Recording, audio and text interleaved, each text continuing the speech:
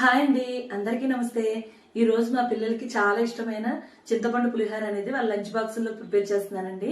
మార్నింగే చింతపండు పులిహోర అంటే కొంచెం ఇబ్బందే కదండి.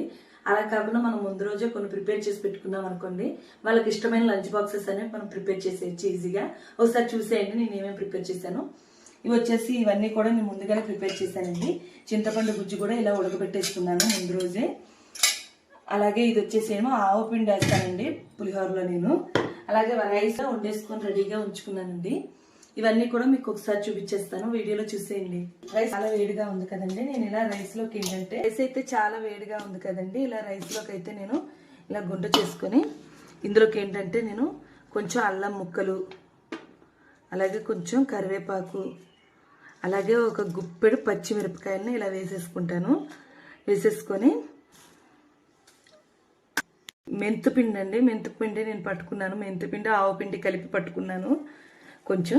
ఇది కూడా ఇందులో వేసేసి టేస్ట్ అయితే మనకి ప్రసాదం పులిహోరలా వస్తుందండి టేస్ట్. మా పిల్లలకి అంటే చాలా ఇష్టంగా తింటారు, అందుకని నేను వాళ్ళకి ఎప్పటికప్పుడు ఇలా చేసి పెడుతుంటాను. గ్యాస్ ప్యాన్ ఆయిల్ అనేది కొంచెం ఆయిల్ ఎక్కువగా పల్లీలు వేసుకున్నాం. పోపులు కూడా వేసేసుకోవాలి. కూడా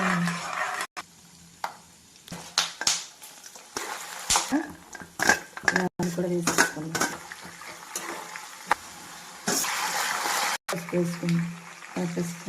ఎంతగానో